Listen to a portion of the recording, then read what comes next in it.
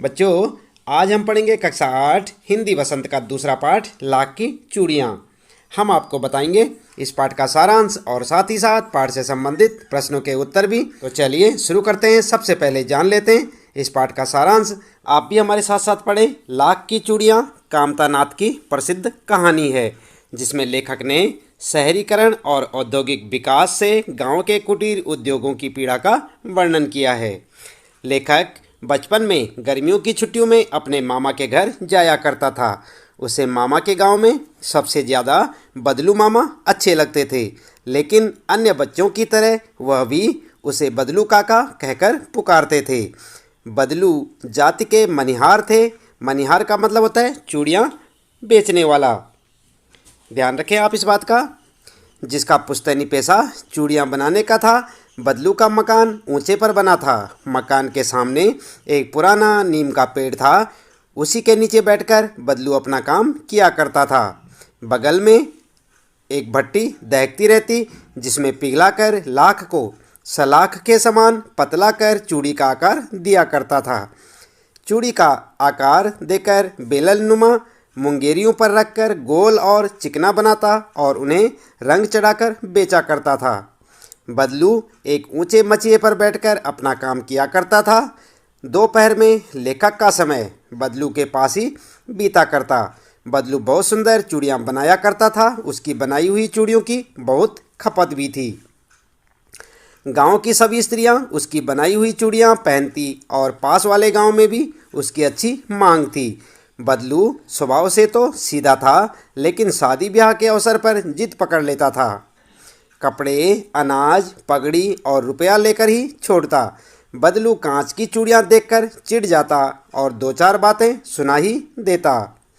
बदलू लेखक की अच्छी खातिरदारी करता। गाय का दूध और आम के फसल के समय वह आम खिलाता। लेखक को लाख की एक दो गोलियां देता। लेखक कुछ वर्षों तक मामा के गांव नहीं गया। उसके पिता की बदली किसी अन्य शहर में हो गई।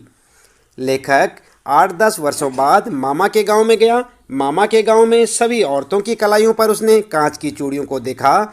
एक दिन बरसात में मामा की लड़की फिसल कर गिर गई, जिससे कांच की चूड़ी कलाई में घुस गई। लेखक को मरहम पट्टी करानी पड़ी। सहसा उसे बदलू मामा की याद आई।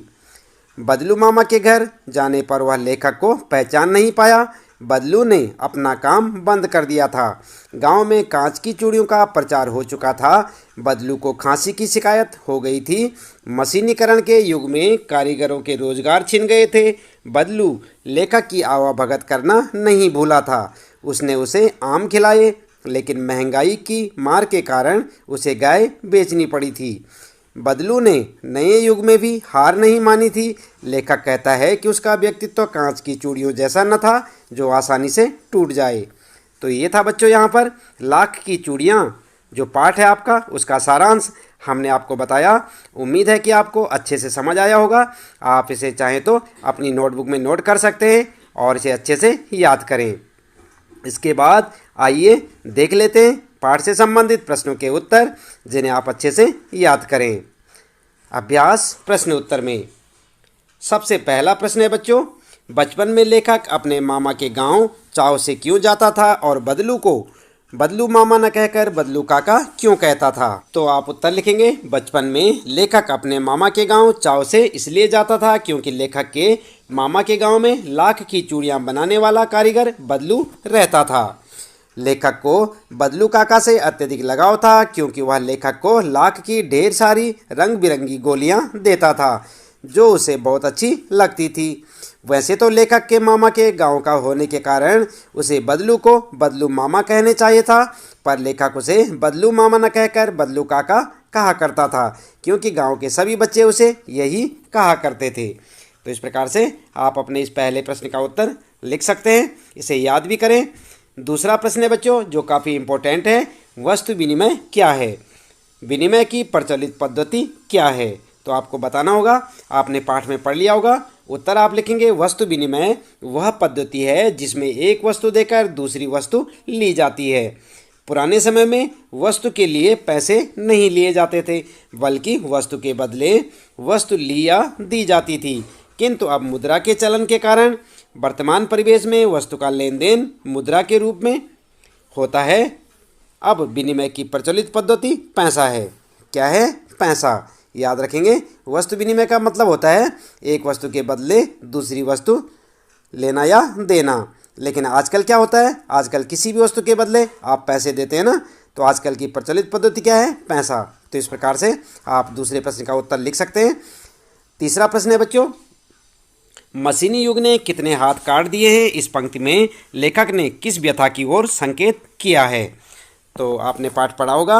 आप उत्तर क्या लिखेंगे? उत्तर इस प्रकार से लिखें, इस पंक्ति में लेखक ने कारीगरों की व्यथा की ओर संकेत किया है कि मशीनों के आगमन के साथ कारीगरों के हाथ से काम धंधा छिन गया है, मानो उनके हाथ ही कट गए हों। उन कारीगरों का रोजगार इन पैतृक काम धंधों से ही चलता था।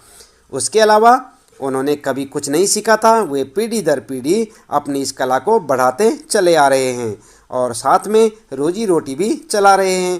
परंतु मशीनी युग ने उनकी रोजी रोटी पर वार किया है।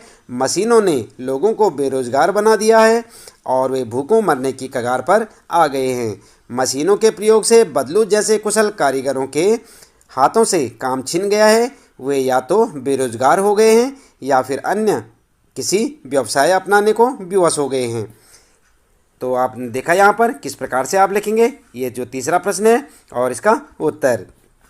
इसके बाद चौथा प्रश्न है बच्चों, बदलू के मन में ऐसी कौन सी व्यथा थी जो लेखक से छिपी ना रह सकी? तो उत्तर में आप लिखेंगे, बदलू लाख की चूड़ियाँ बेचा करता था, परंतु जैसे जैसे कांच की चूड़ियों का प्रचलन बढ़ता गया उसका व्यवसाय ठप पड़ने लगा, यानी कि बंद हो गया। अपने व्यवसाय की यह दुर्दशा बदलू को मन ही मन कचोटती थी। बदलू के मन में इस बात की व्यथा थी। व्यथा का मतलब समझते ना, व्यथा का मतलब पीड़ा थी कि मशीनी युग के प्रभाव स्वरूप उस जैसे अनेक कारीगरों को बेरोजगारी और उपेक्षा का शिकार होना पड़ा है। अब लोग कारीगरी की कदर न करके दिखावटी चमक पर अधिक ध्यान देते हैं। यह व्यथा लेखक से छिपी ना रह सकी। तो इस प्रकार से आप लिख सकते हैं अपना चौथा प्रश्न और उसका उत्तर। अगला प्रश्न है पांचवा बच्चों, मशीनी युग से बदलू के जीवन में क्या बदलाव आया? तो क्या बदलाव आया? उत्तर लिखेंगे, मशीनी युग से बदलू के जीवन में यह बदलाव आया कि बदलू का व्यवसाय बंद हो गया। वह बेरोजगार हो गया। काम न करने से उसका शरीर भी ढल गया। उसके हाथों माथे पर नसें उभर आई। अब वह बीमार और चिंतित रहने लगा।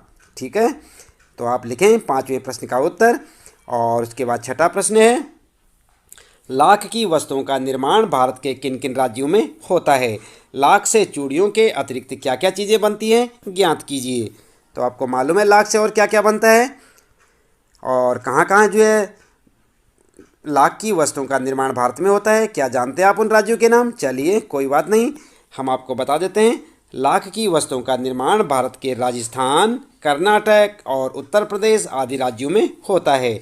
लाख से चूड़ियाँ बनती हैं, मूर्तियाँ, गोलियाँ और सजावट की वस्तुओं का निर्माण होता है। ठीक है, तो आप लिख सकते हैं ना, छठा प्रश्न है ये और इसका उत्तर। आगे आते हैं बच्चों भाषा की बात के प्रश्न और यहाँ पर सातवां प्रश्न आपके लिए, बदलू को किसी बात से चिढ़ थी? तो कांच की चूड़ियों से। और बदलू स्वयं कहता है, जो सुंदरता कांच की चूड़ियों में होती है लाख में कहाँ संभव है। ये पंक्तियाँ बदलू की दो प्रकार की मनोदशाओं को सामने लाती हैं। दूसरी पंक्ति में उसके मन की पीड़ा है, उसमें व्यंग भी है। हारे हुए मन से या दुखी मन से अथवा व्यंग में बोले गए वाक्यों के अर्थ सामान्य नहीं होते। कुछ व्यंग वाक्यों को ध्यानपूर्वक समझकर एकत्र कीजिए, उनके भीतरी अर्थ की व्याख्या करके लिखिए।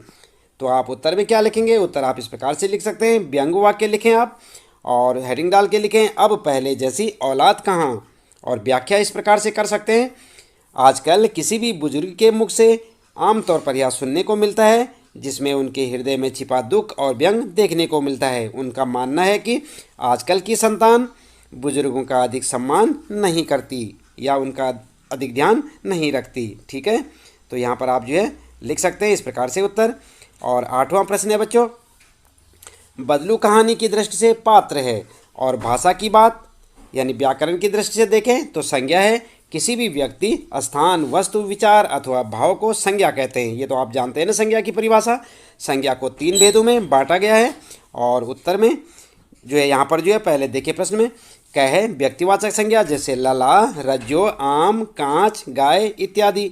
और जातिवाचक संज्ञा किसे कहते हैं यहाँ पर देखें, जैसे चरित्र, स्वभाव, वजन, आकार आदि द्वारा जाने जाने वाली संज्ञाएं।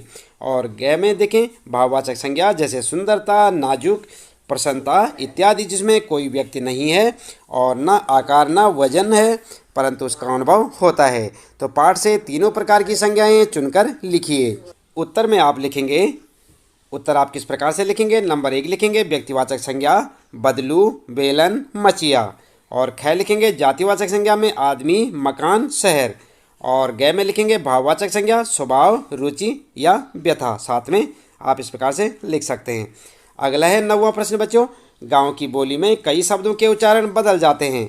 कहानी में बदलू वक्त यानी समय को वक़्त, उम्र को वय या आयु उम्र को कहता है। इस तरह के अन्य शब्दों को खोजिए जिनके रूप में परिवर्तन हुआ हो, अर्थ में नहीं। तो यहाँ पर उत्तर में आप इस प्रकार से लिख सकते हैं, जैसे इंसान के लिए मनुष्य कहते हैं रंज दुख, गम मायूसी, जिंदगी जीवन, और औलाद यानी कि संतान। ठीक है, तो इस प्रकार से आप अपने प्रश्नों का उत्तर दे सकते हैं बच्चों। इसके साथ ही इस पाठ से संबंधित प्रश्नों के उत्तर यहाँ पर समाप्त होते हैं। उम्मीद है कि आपको अच्छे से समझ आए होंगे। आप इन्हें अपनी नोटबुक में नोट करें, अच्छे से याद करें, अपनी परीक्षा की तैयारियाँ करें और लगातार इसी प्रकार जुड़े रहें हमारे साथ। और सभी पाठों के प्रश्नोत्तर, भावार्थ और सारांश जानने के लिए चैनल को सब्सक्राइब अवश्य कर दें, बेल आइकन भी दबा दें। और वीडियो यदि आपको पसंद आई हो तो आप इसे लाइक और शेयर करना ना भूलें। तो मिलते हैं फिर अगली वीडियो में कुछ नए प्रश्नोत्तरों के साथ नए पाठ में। तब तक के लिए लेते हैं आपसे विदा। आपका दिन शुभ हो।